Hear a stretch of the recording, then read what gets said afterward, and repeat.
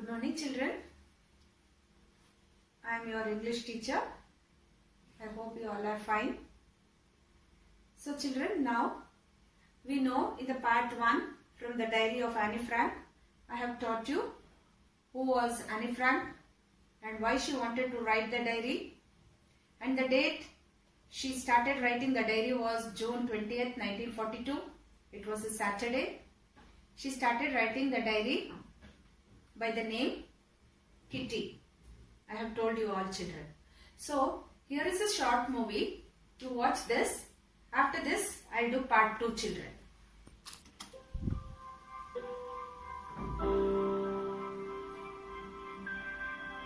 Anne Frank is famous for her diary. Maybe one of my nicest presents. She wrote. This red checkbook was a present from her parents on her 13th birthday. It wasn't a surprise gift. Anne had been allowed to choose it herself. A few weeks after her birthday, the family went into hiding in the secret annex. I am oh so glad that I brought you with me. She wrote in her diary. Anne missed her friends, and in her diary she pretended she was writing letters to a large group of imaginary friends. Finally, she picked one, and the rest of the diary entries were addressed to Kitty.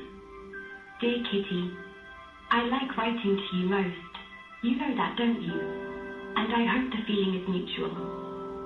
In the diary, Anne wrote about her life in the secret annex, about the arguments with her mother and Fritz Pfeffer, the final addition to the group in hiding who shared her room, and about her fears and emotions. The whole house is echoing with arguments. Mother and I, Van Pels and Papa, Mother and Madam, everyone's angry with everyone else. Nice atmosphere, don't you think? After the Dutch government in exile broadcast a radio appeal asking people to keep diaries and documents, Anne decided to edit her diary so that it could be published as a book after the war. She even had a title, The Secret Annex. She rewrote parts of the original diary on loose sheets of paper, leaving out some entries she found too private. But Anne never got to finish her book. The hiding place was discovered and they were arrested. Two of the helpers, Miep Gies and Bet Voskuil, found Anne's diaries and saved them. Only Anne's father, Otto, survived the war. On his return to the Netherlands, he read her diaries and was surprised. He had had no idea she had such profound thoughts or was so self-critical. He decided to carry out Anne's wish and publish the diary. Her book was published on the 25th of June 1947, 2 years after her death.